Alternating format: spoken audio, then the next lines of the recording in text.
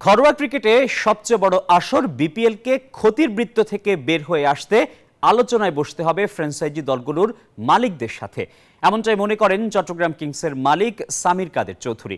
News 24-কে দেয়া সাক্ষাৎকারে তার কণ্ঠে চট্টগ্রামের হয়ে সাকিব আল হাসানের খেলা অনিশ্চিত হয়ে পড়ার আক্ষেপও ছিল।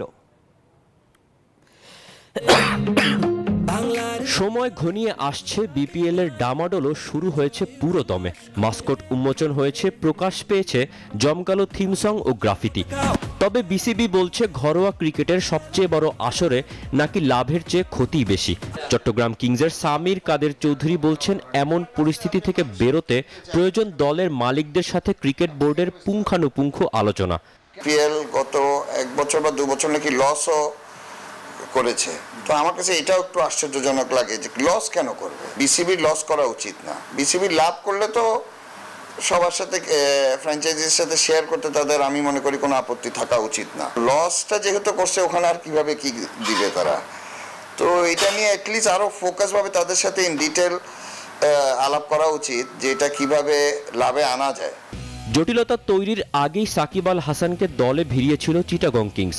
দলটির মালিক বলছেন শেষ পর্যন্ত অপেক্ষা করবেন বিশ্বসেরা অলরাউন্ডারের জন্য।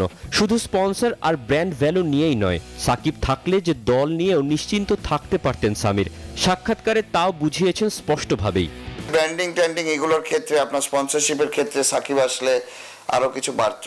তো আমিও তো ওই উদ্দেশ্যে সাকিব হাসানকে নিলে কিছু আমার স্পন্সরশিপ বাড়তি আসবে। সিনিয়র প্লেয়ারও তার কাছে জুনিয়ররা শিখতে পারবে, তার সাথে সময় কাটানো, এগুলো সব ব্যাপার আছেই। আমি শেষ পর্যন্ত ওয়েট করব। ডিসেম্বরের 30 তারিখ পর্দা উঠতে যাচ্ছে বিপিএল এর একাদশ আসরের। ভিন্নধর্মী প্রচারণার জন্য পুরোপুরি প্রস্তুত চট্টগ্রাম কিংস। ফ্র্যাঞ্চাইজি দলটিকে এবার চট্টগ্রাম বিশ্ববিদ্যালয় সহ শহরের স্কুল কলেজেও ব্যস্ত থাকতে দেখা যাবে। তৌসিফুল হাসান, নিউজ 24, ঢাকা।